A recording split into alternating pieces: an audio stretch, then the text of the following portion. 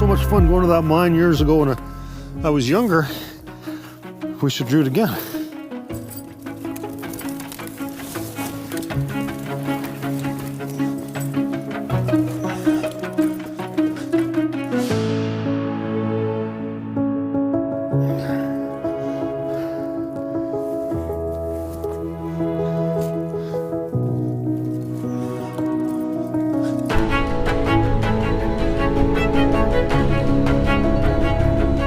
The great thing about film is it takes us places where we can't go ourselves.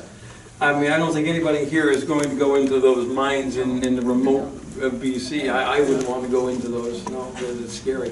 One thing he said at one point was, what if you can't find your way out? Yes, well, wouldn't that be a horrible way to die? Yeah. To get lost down there and then it takes you however long to die in darkness. It's pretty scary, so yeah.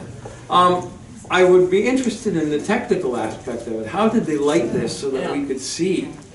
I'd really like to know how that was accomplished. Because it's a triumph of filmmaking that they were able to put that into the film. Yeah, I'm assuming the camera operator had like a light on either on the camera or on top of their head, like kind of like a mine camera, a mine light or something like that. A very good one and a very sensitive camera that was able to shoot under those conditions, and I'd love to know about that. In terms of the hero of the piece, it was a very compelling visual investigation because the interiors and the exteriors of those mine shafts were beautifully sculptural. The natural quality of the rock and the coloration was beautiful. So you kind of get overwhelmed by the beauty and sort of forget about what he's saying about 1 day without water, 2 weeks without food.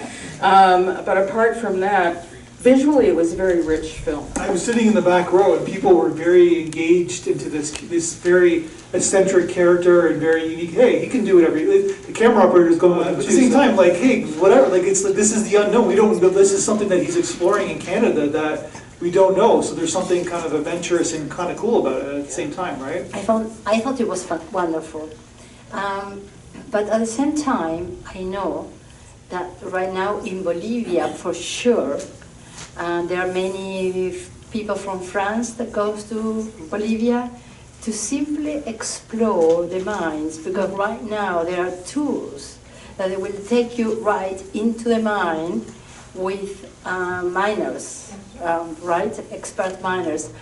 So when I saw this sort of documental, I thought that that's the beginning, that most probably in the next 5 years, guys, we probably will be able to see it, because there are some tours into the mines right now. When I was a bit younger, I was probably more akin to that guy, although I wouldn't have gone where he went, but I would go into a dark cave where you didn't know where you were going, and you were exploring, and I borrowed a pair of my buddy's dad's shoes to go into the mine so that I would be slightly protected from the ice and water.